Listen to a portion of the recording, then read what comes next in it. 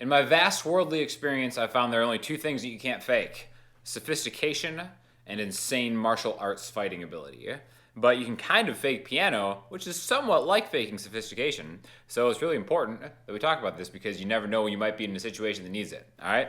So, upon first glance at a piano, you'll see that there are white keys and black keys.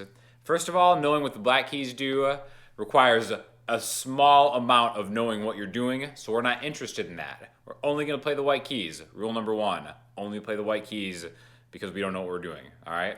But the black keys are very helpful because if you notice, they're organized in groups of 2 and 3 and 2 and 3 and 2 and 3, so on and so forth, okay? So to find out a note that you want to start at, you just kind of line it up with maybe one of the black key patterns. So let's take any of these groups of 2 black keys that repeat, right? Let's take the one on the left, go down to the left, and that's going to be our first note, okay? Now the name of this note is a C. I already sound sophisticated knowing the name of a note on a piano, so I'm almost kind of breaking a rule. But we want to start with knowing where this note is, being able to play it at low pitch, the next highest pitch, the next one. It's always going to be, that same note will always be to the left of a group of 2 black keys, all right? So you can play all of this type of note all over the piano, keyboard, whatever you're doing, all right? Now, again, we're up in our game. We're going to start playing multiple notes at the same time in a specific order, and it's really easy. You just take this white key, you skip a white key, take another white key, skip a white key, and take another white key. So if you notice, now we have 3, okay? You can play these together, and it's a chord. A chord is when you play multiple notes at the same time. This happens to be a C major chord. Don't worry about it, all right? So you can repeat this chord all over the piano just by finding that one note that you're looking for, skipping a white key, playing a white key, skipping a white key, playing a white key, all right? Now, we can use both of our hands. A very sophisticated gentleman or lady can use both hands in an equal skill. So what we're going to do is we're going to play a C major chord in the left hand, take the next one of these keys, do the same thing in the right hand. Try to get your thumbs involved. I've seen a lot of rookies try to do this without using their thumbs, and they end up looking like this. You're not even fake sophisticated if you're playing like this, all right? So get those thumbs involved, maybe even your pinky. God knows that'll be helpful in the future. So there's our first note, our first chord. There's our second chord. We can go up, do it again, higher and higher, okay? So pro tip number 1, the crossover. People love the crossover. It makes it seem like you're doing something really cool. So we're going to take this chord, 1 note at a time, into the right hand, 1 note at a time. Left hand crossover, 1 note at a time, under 1 note at a time. Mind-blowing, all right? If you do this a couple times in a row, you can build up speed. All right, and then if you move your body along with it, start here. Oh, now I'm bringing an element of physicality into my performance, which is very important. Now, depending on what key you start this on, this is technically called an arpeggio. You can even say the word arpeggio while you do it to sound even that much more sophisticated. Arpeggio. All right, you can do that on absolutely any key that you want. Pick another one. Always reference it as far as where it sits next to one of the black ones. So maybe let's take a group of 3 black keys and then take the first one and go down to the left and grab this one. This is an F major chord. Don't get too worried about that.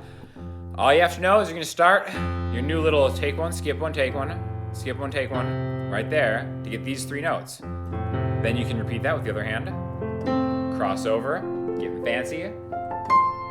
All right, so being able to do this is really great. And the best thing about this, if you practice it kind of in one spot, all the keys are the same width. So really this kind of move, like if you just like drill it over and over and over again, you can actually play it on any key that you're starting out on, all right?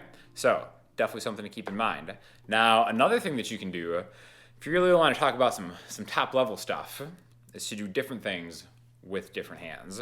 One thing that I like to do when I was really faking it hardcore at the beginning, take a chord in your left hand, right? So I got this F, A, C, one to the left of the 3 black keys. And then with the right hand, I'm gonna take these little 2-note pieces of chords and just move them up and down, all right? So when I say like a piece of a chord, I'll start like I'm gonna do the thing where I go skip a key, skip another key, and make a bigger chord. But I'm really just gonna take a note, skip a white key, take another note, and then I've got this little space with one white key in between. All right, now this is gonna sound good just moving around.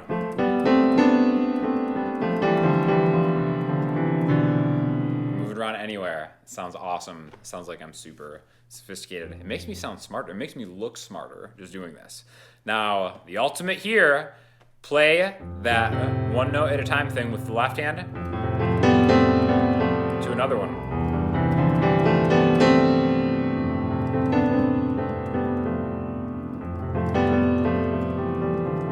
And then make sure you sway back and forth like you're really feeling it, like you really have a deep understanding of what's happening here.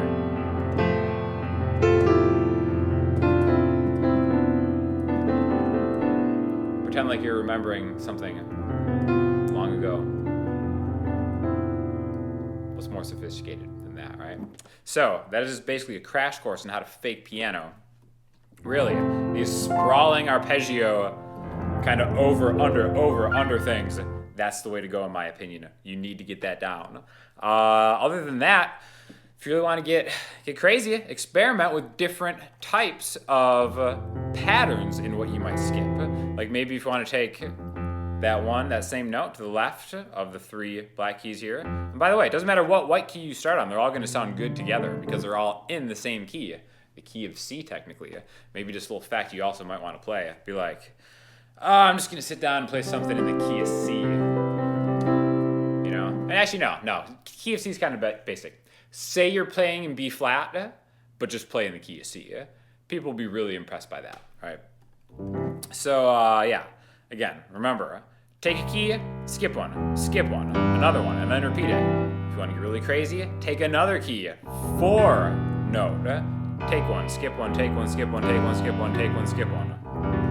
This will really impress your hipster friends if you can do these big 4-note chord voicings. In fact, the only way you can make this really sound bad is if you start smashing white keys next to each other. Because even though they're all in the same key, right, there's not space between them, there's no interval between them, so it's not going to sound very good at all. At least try to get some kind of space in between, even if you're just randomly messing with stuff, all right? So, again, I hope this really helps you fake stuff. Really, this kind of little claw that you've got going on here has been very helpful to me in many situations. Remember the over move. In fact, you know what? Now that I think about it, this is a lot like faking martial arts skill, because it's like, cha, ha. So it really has many uses. In fact, I actually may make more of these videos in increasing less fake what you know what you're doing succession.